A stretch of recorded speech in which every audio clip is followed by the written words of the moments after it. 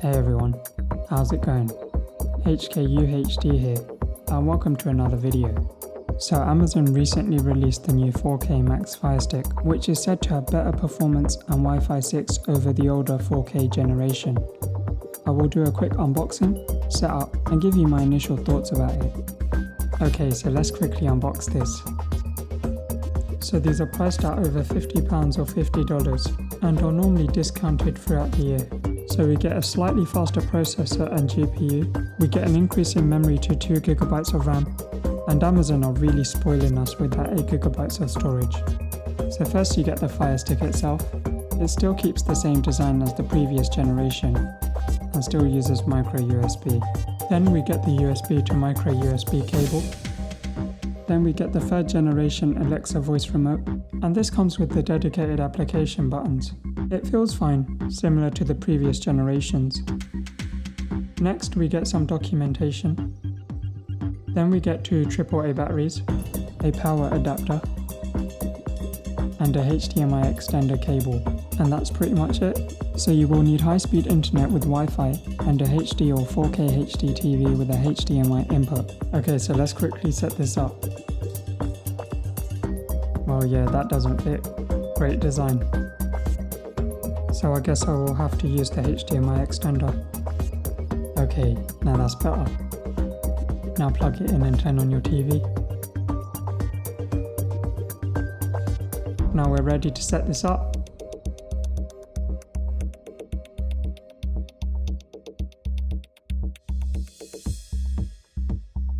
So the first thing you're going to do is pair your Alexa voice remote to the Amazon Fire Stick.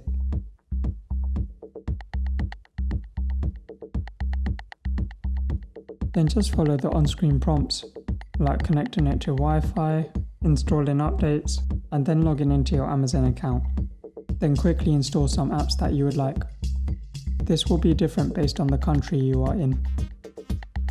When you get to this page, you are now ready to use your Fire Stick. So here it's now loaded. And what I immediately notice is how responsive it is. The menus feel really quick and responsive. So let me quickly tell you some of the key things I like about Fire OS 7. So it is split up into 3 menus: Home, Find, and Live.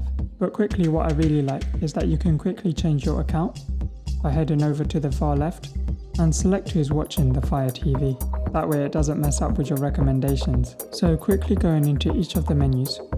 Home is for your content such as Up Next, some sponsored stuff, as well as your apps. This used to be the main way you would navigate through your Fire Stick. So next we have the Find tab, and this is where you can quickly search for movies, TV shows, and even applications. So I am going to download the Downloader app. This is useful for downloading third-party apps on your Amazon Fire Stick.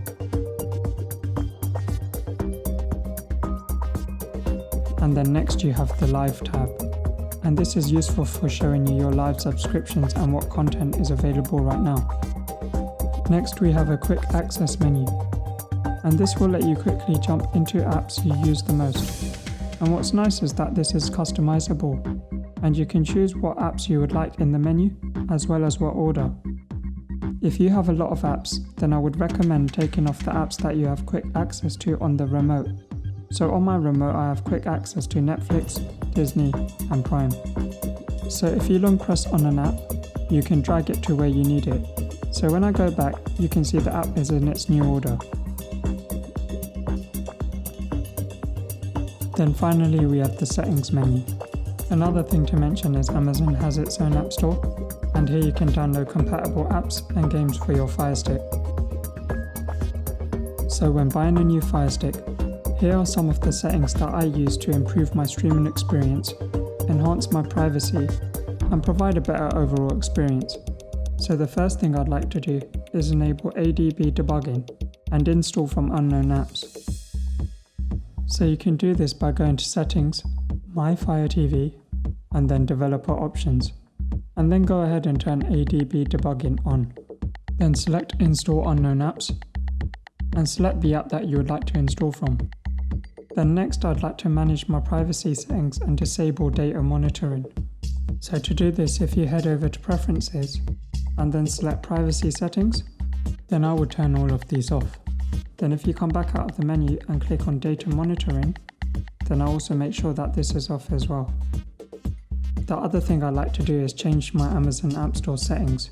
So by going to Settings, Applications, and then selecting App Store, I like to keep automatic updates on.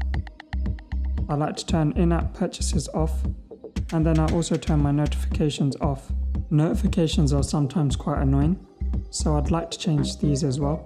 So I'd normally go to Settings, Preferences, Notification Settings, turn on Do Not Interrupt. The final thing I do is change the Fire Stick display settings. So if you head to Display and Audio and click Display, I make sure that the video resolution is on auto.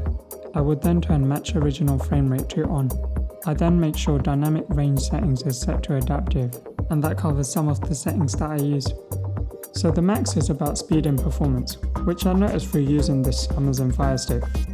So you just saw how quickly Prime Video launched, and the speed of the interface is really nice.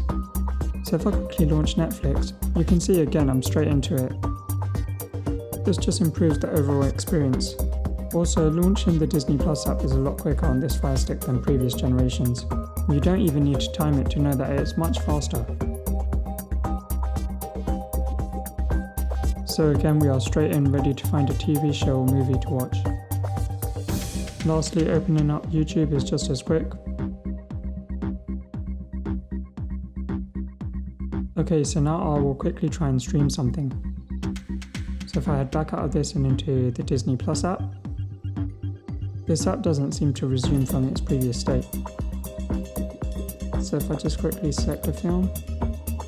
Okay, so I've selected Black Widow. Now if I hit play, so here you can see it's loaded and it's now streaming. I will blur this out for copyright reasons. So the Amazon Fire Stick does stream in 4K HDR, and it supports all the HDR formats you'd expect, such as Dolby Vision, HDR10 and HDR10+. It also has support for Dolby Atmos. So with the inclusion of Wi-Fi 6, I do feel like the streaming speeds are improved. So I will quickly try and launch a TV show on Netflix, and again it loads up nice and fast with no problems. So you can game on this Amazon Fire Stick, and you can connect an external Bluetooth controller. So here I'm just trying Asphalt 8, and it's a lot more playable on this one than previous generations. So all we need now is more games on the Amazon App Store, or you could use the Amazon Luna service. You do get the picture-in-picture functionality with this Fire Stick, and this allows you to view compatible cameras on your Fire Stick. There are two ways to do this. You can ask Alexa to view picture-in-picture, or based on your settings, when your doorbell is rung, it will pop up with a live feed. You can also talk to the person from the Fire Stick. Okay, so here are some final thoughts. Micro USB should be illegal in 2021. Definitely should have went with USB-C. It would be nice if the Fire Stick had a built-in Ethernet port. You can buy an adapter, but that just increases the price. The Amazon interface is nice. It's quick and responsive. Amazon has more or less all of the apps you'd expect from the streaming services. Search works okay, so does Amazon Alexa. The remote is pretty standard. It would have been nice if you could program your own shortcuts. If you are heavily invested in the Amazon ecosystem, then this probably would be the streaming stick to buy. I would personally hold off just to see what Roku are doing with their 4K streaming stick. Okay, so that's the end of the video. If you found it useful, then drop a like, as it really helps the channel out. If you're new here, be sure to hit the subscribe button. Anyway, thanks for watching. See you in the next one.